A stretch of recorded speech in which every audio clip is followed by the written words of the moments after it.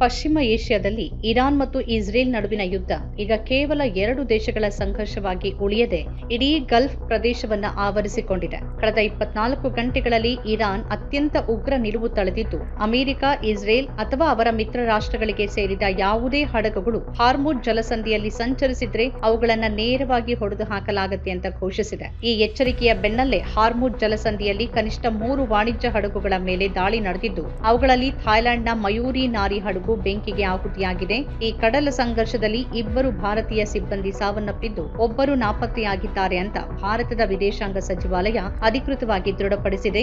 ಇದು ಭಾರತಕ್ಕೆ ಈ ಯುದ್ಧ ತಂದೊಡ್ಡಿರುವ ದೊಡ್ಡ ಆಘಾತವಾಗಿದೆ. ಇದೇ ವೇಳೆ ಅಮೆರಿಕ ಮತ್ತು ಇಸ್ರೇಲ್ ಪಡೆಗಳು ಇರಾನ್ ಮೇಲೆ ತಮ್ಮ ದಾಳಿಯ ತೀವ್ರತೆಯನ್ನು ಹೆಚ್ಚಿಸಿವೆ. ಅಮೆರಿಕದ ಪೆಂಟಗನ್ ವರದಿಯ ಪ್ರಕಾರ ಇರಾನ್ ಜಲಸಂಧಿಯಲ್ಲಿ ಮೈನ್ಗಳನ್ನ ಅಳವಡಿಸಲು ಸಿದ್ಧತೆ ನಡೆಸ್ತಾ ಇದ್ದ 16 ನೌಕೆಗಳನ್ನ ಅಮೆರಿಕ ಪಡೆಗಳು ಹೊಡೆದುರುಳಿಸಿವೆ. ಅತ್ತ ಇಸ್ರೇಲ್ ಸೇನೆ ಇರಾನ್ನ ಮಿಲಿಟರಿ ನೆಲೆಗಳ ಮೇಲೆ ನಡೆಸಿದ ಭೀಕರ ದಾಳಿಯಲ್ಲಿ ಸಾವಿರಾರು ಇರಾನಿ ಸೈನಿಕರು ಮತ್ತು ಕಮಾಂಡರ್ಗಳು ಹತರಾಗಿದ್ದಾರೆ ಅಂತ ಇಸ್ರೇಲ್ ರಕ್ಷಣಾ ಸಚಿವಾಲಯ ಹೇಳಿಕೊಂಡಿದೆ. ಯುದ್ಧದ 12ನೇ ದಿನವಾದ ಇಂದು ಅಮೆರಿಕ ಇರಾನ್ ಮೇಲಿನ ದಾಳಿಯನ್ನ ಅತ್ಯಂತ ತೀವ್ರ ಸ್ವರೂಪದ ದಾಳಿ ಅಂತ ಕರೆದಿದ್ದು, ಇರಾನ್ನ ಕ್ಷಿಪಣಿ ಉಡಾವಣಾ ಸಾಮರ್ಥ್ಯವನ್ನ 90% ಕುಂದಿಸಲಾಗಿದೆ ಅಂತ ಅಮೆರಿಕದ ರಕ್ಷಣಾ ಕಾರ್ಯದರ್ಶಿ ಪೀಟ್ ಹೆಗ್ಸೆತ್ ಪ್ರತಿಪಾದಿಸಿದ್ದಾರೆ. ಜಾಗತಿಕ ತೈಲ ಮಾರುಕಟ್ಟೆಯಲ್ಲಿನ ಅಸ್ಥಿರತೆಯನ್ನ ತಡೆಯಲು ಅಧ್ಯಕ್ಷ ಡೊನಾಲ್ಡ್ ಟ್ರಂಪ್ ಅವರು ಕೆಲವು ರಾಷ್ಟ್ರಗಳ ಮೇಲಿನ ತೈಲ ನಿರ್ಬಂಧಗಳನ್ನ ತಾತ್ಕಾಲಿಕವಾಗಿ ಮನ್ನಾ ಮಾಡುವುದಾಗಿ ಘೋಷಣೆ ಮಾಡಿದ್ದಾರೆ. ಈ ನಿರ್ಧಾರದ ಬೆನ್ನಲ್ಲೇ ಅಂತಾರಾಷ್ಟ್ರೀಯ ಮಾರುಕಟ್ಟೆಯಲ್ಲಿ ತೈಲ ಬೆಲೆಗಳು ಹಠಾತ್ ಕುಸಿತ ಕಂಡಿವೆ. ಟ್ರಂಪ್ ಅವರ ಈ ನಡೆಗೆ ರಷ್ಯಾ ಮತ್ತು ಚೀನಾದೊಂದಿಗೆ ನಡೆದ ಮಾತುಕತೆಗಳು ಕಾರಣ ಇರಬಹುದು ಅಂತ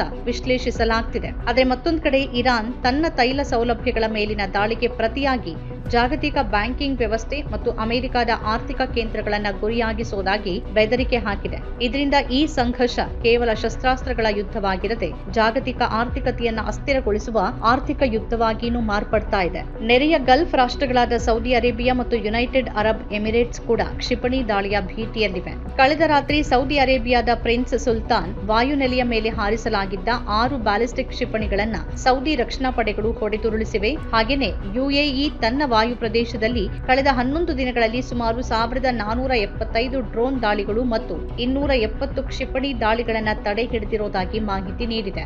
ದುಬೈ ವಿಮಾನ ನಿಲ್ದಾಣದ ಮೇಲೆ ನಡೆದ ಡ್ರೋನ್ ದಾಳಿಯ ನಂತರ ಡಚ್ ವಿಮಾನಯಾನ ಸಂಸ್ಥೆ KLM ಸೇರಿದಂತೆ ಹಲವು ಸಂಸ್ಥೆಗಳು ದುಬೈಗೆ ಸಂಚರಿಸುವ ವಿಮಾನಗಳನ್ನ ಮಾರ್ಚ್ 28ರವರೆಗೆ ರದ್ದುಗೊಳಿಸಿವೆ. ಈ ಬೆಳವಣಿಗೆಗಳು ಗಲ್ಫ್ ಪ್ರದೇಶದ ಪ್ರವಾಸೋದ್ಯಮ ಮತ್ತು ವಾಣಿಜ್ಯದ ಮೇಲೆ ಗಂಭೀರ ಪರಿಣಾಮ ಬೀರಿವೆ.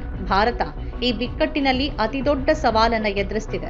ಒಂದು ಕಡೆ ರಿಲಯನ್ಸ್ ನಂತಹ ಸಂಸ್ಥೆಗಳು ಅಮೆರಿಕದಲ್ಲಿ $300 ಬಿಲಿಯನ್ ಬೃಹತ್ ಹೂಡಿಕೆ ಮಾಡುವ ಮೂಲಕ ಇಂಧನ ಪ್ರಾಬಲ್ಯಕ್ಕೆ ನಾಂದಿ ಹಾಡ್ತಾ ಇದ್ರೆ, ಮತ್ತೊಂದು ಕಡೆ ಹಡಗುಗಳ ಮೇಲಿನ ದಾಳಿಯಿಂದ ಭಾರತೀಯ ಪ್ರಜೆಗಳ ಪ್ರಾಣಹಾನಿ ಸಂಭವಿಸ್ತಾ ಇದೆ. ವಿದೇಶಾಂಗ ಸಚಿವ ಎಸ್ ಜೈಶಂಕರ್ ಅವರು ಇರಾನ್ ವಿದೇಶಾಂಗ ಸಚಿವರೊಂದಿಗೆ ಸತತ ಮಾತುಕತೆ ನಡೆಸುತ್ತಿದ್ದು, ಪರಿಸ್ಥಿತಿಯನ್ನ ತಿಳಿಗೊಳಿಸಲು ಪ್ರಯತ್ನಿಸುತ್ತಿದ್ದಾರೆ. ಆದರೆ ಜಾಗತಿಕ ನಾಯಕತ್ವದ ಚದುರಂಗದಾಟದಲ್ಲಿ ಪಶ್ಚಿಮ ಏಷ್ಯಾ ಈಗ ಅಕ್ಷರಶಃ ಜ್ವಾಲಾಮುಖಿಯ ಮೇಲೆ ಕುಳಿತಂತಾಗಿದೆ. ಈ ಯುದ್ಧ ಶೀಘ್ರವೇ ಕೊನೆಗೊಳ್ಳದೇ ಇದ್ರೆ ಜಾಗತಿಕ ಶಾಂತಿ ಮತ್ತು ಆರ್ಥಿಕತೆ ಅಪಾರ ನಷ್ಟ ಅನುಭವಿಸುವುದು ಅನಿವಾರ್ಯವಾಗಿದೆ. ಈ ಬಿಕ್ಕಟ್ಟಿನ ನಡುವೆನೇ ಅಮೆರಿಕ ಅಧ್ಯಕ್ಷ ಡೊನಾಲ್ಡ್ ಟ್ರಂಪ್ ಅವರು ಇರಾನ್ ಪರಿಸ್ಥಿತಿ ತಿಳಿಗೊಳ್ಳುವವರೆಗೆ ಕೆಲವು ರಾಷ್ಟ್ರಗಳ ಮೇಲಿನ ತೈಲ ನಿರ್ಬಂಧಗಳನ್ನು ತೆರವುಗೊಳಿಸುವುದಾಗಿ ಘೋಷಣೆ ಮಾಡಿರೋದು ಮಹತ್ವದ ಬೆಳವಣಿಗೆಯಾಗಿದೆ. ತೈಲ ಬೆಲೆಗಳನ್ನು ನಿಯಂತ್ರಣಕ್ಕೆ ತರೋದು ಮತ್ತು ಮಾರುಕಟ್ಟೆಯಲ್ಲಿ ಸ್ಥಿರತೆ ಕಾಪಾಡುವುದು ಈ ನಿರ್ಧಾರದ ಹಿಂದಿನ ಮುಖ್ಯ ಉದ್ದೇಶ ಅಂತ ಟ್ರಂಪ್ ಹೇಳಿದ್ದಾರಾದ್ರೂ ಇದರ ಹಿಂದೆ ಇರಾನ್ ಅನ್ನ ರಾಜತಾಂತ್ರಿಕವಾಗಿ ಏಕಾಂಗಿಗೊಳಿಸುವ ತಂತ್ರ ಅಡಗಿದೆ ಅನ್ನೋ ವಿಶ್ಲೇಷಣೆಗಳು ಕೇಳಿ ಬರ್ತಿದೆ.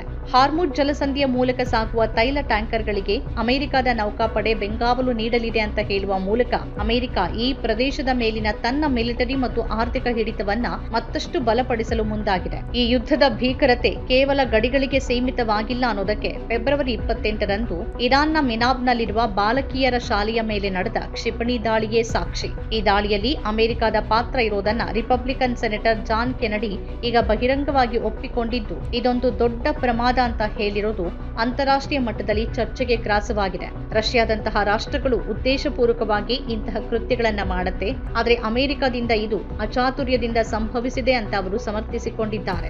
ಆದರೂ ಶಾಲಾ ಮಕ್ಕಳ ಮೇಲೆ ನಡೆದ ಈ ದಾಳಿ ಅಮೆರಿಕದ ಮಿಲಿಟರಿ ಕಾರ್ಯಾಚರಣೆಗಳ ನಿಖರತೆ ಮತ್ತು ನೈತಿಕತೆಯ ಬಗ್ಗೆ ದೊಡ್ಡ ಪ್ರಶ್ನೆಗಳನ್ನ ಎತ್ತಿದೆ. ಈ ಘಟನೆ ಇರಾನ್ ಮತ್ತು ಅಮೆರಿಕ ನಡುವಿನ ದ್ವೇಷದ ಬೆಂಕಿಯನ್ನ ಮತ್ತಷ್ಟು ಹೊತ್ತಿಸಿದೆ. ಇರಾನ್ ಈ ದಾಳಿಗಳಿಗೆ ಪ್ರತಿಯಾಗಿ ಇಸ್ರೇಲ್ನ ಆರ್ಥಿಕ ಮತ್ತು ಇಂಧನ ಮೂಲಸೌಕರ್ಯಗಳನ್ನು ಗುರಿಯಾಗಿಸಿಕೊಂಡು 33ನೇ ಅಲೆ ದಾಳಿಗಳನ್ನು ನಡೆಸಿದೆ. ಉತ್ತರ ಇಸ್ರೇಲ್ನ ಹೈಫಾದಲ್ಲಿರುವ ತೈಲ ಸಂಸ್ಕರಣಾಗಾರಗಳು ಮತ್ತು ಟೆಲ್ ಅವಿವ್ ಸಮೀಪದ ಸಂವಹನ ಕೇಂದ್ರಗಳ ಮೇಲೆ ಇರಾನ್ ನಡೆಸಿದ ಡ್ರೋನ್ ದಾಳಿಗಳು ದೊಡ್ಡ ಮಟ್ಟದ ಹಾನಿಯನ್ನು ಉಂಟು ಮಾಡಿವೆ ಅಂತ ವರದಿಯಾಗಿದೆ. ಅಷ್ಟೇ ಅಲ್ಲದೆ ಉತ್ತರ ಇರಾಕ್ನಲ್ಲಿರುವ ಅಮೆರಿಕದ ಸೇನಾ ನೆಲೆಯ ಮೇಲೂ ಇರಾನ್ 5 ಕ್ಷಿಪಣಿಗಳನ್ನು ಹಾರಿಸುವ ಮೂಲಕ ಅಮೆರಿಕಕ್ಕೆ ನೇರ ಎಚ್ಚರಿಕೆ ನೀಡಿದೆ. ಇಸ್ರೇಲ್ ಮತ್ತು ಇರಾನ್ ನಡುವಿನ ಈ ನೇರ ಸಂಘರ್ಷ ಕೇವಲ 2 ದೇಶಗಳ ನಡುವಿನ ಯುದ್ಧವಾಗಿ ಉಳಿಯದೆ ಇಡೀ ಗಲ್ಫ್ ಪ್ರದೇಶವನ್ನ ಯುದ್ಧದ ಕಾರ್ಮೋಡದಲ್ಲಿ ಸಿಲುಕಿಸಿದೆ. ಭಾರತದ ದೃಷ್ಟಿಯಿಂದ ನೋಡಿದ್ರೆ ಈ ಸಂಘರ್ಷ ಇಂಧನ ಭದ್ರತೆ ಮತ್ತು ತನ್ನ ಪ್ರಜೆಗಳ ಸುರಕ್ಷತೆಯ ವಿಷಯದಲ್ಲಿ ದೊಡ್ಡ ಸವಾಲನ್ನ ಒಡ್ಡಿದೆ. ಬುಧವಾರ ಗುಜರಾತ್ ಕಡೆಗೆ ಬರ್ತಾ ಇದ್ದ ಥಾಯ್ ಧ್ವಜದ ಮಯೂರಿ ನಾರಿ ಎಂಬ ಸರಕು ಹಡಗಿನ ಮೇಲೆ ಹಾರ್ಮುಜ್ ಜಲಸಂಧಿಯಲ್ಲಿ ಸ್ಫೋಟಕ ದಾಳಿ ನಡೆದಿರುವುದು ಆತಂಕಕಾರಿ ವಿಷಯವಾಗಿದೆ. ಈ ದಾಳಿಯಿಂದ ಹಡಗಿನಲ್ಲಿ ಬೆಂಕಿ ಕಾಣಿಸಿಕೊಂಡಿದ್ದು ಅದೃಷ್ಟವಶಾತ್ 20 ಸಿಬ್ಬಂದಿಯನ್ನು ರಕ್ಷಿಸಲಾಗಿದೆ. ಇದೇ ವೇಳೆ ದುಬೈ ವಿಮಾನ ನಿಲ್ದಾಣದ ಬಳಿ ನಡೆದ ಡ್ರೋನ್ ದಾಳಿಯಲ್ಲಿ ಓರ್ವ ಭಾರತೀಯ ಪ್ರಜೆ ಗಾಯಗೊಂಡಿರುವುದು ಸಂಘರ್ಷದ ತೀವ್ರತೆಯನ್ನು ತೋರಿಸುತ್ತಿದೆ. ಕೇರಳದಲ್ಲಿ ಮಾತಾಡಿದ ಪ್ರಧಾನಿ ಮೋದಿ ಅವರು ಗಲ್ಫ್ ರಾಷ್ಟ್ರಗಳಲ್ಲಿ ನಡೆಯುತ್ತಿರುವ ಯುದ್ಧವನ್ನ ಕಾಂಗ್ರೆಸ್ ರಾಜಕೀಯಗೊಳಿಸುತ್ತಿದೆ ಅಂತ ಟೀಕಿಸಿದ್ದು, ವಿದೇಶದಲ್ಲಿರುವ ಭಾರತೀಯರ ಹಿತರಕ್ಷಣೆಗೆ ಸರ್ಕಾರ ಬದ್ಧವಾಗಿದೆ ಅಂತ ಭರವಸೆ ನೀಡಿದ್ದಾರೆ.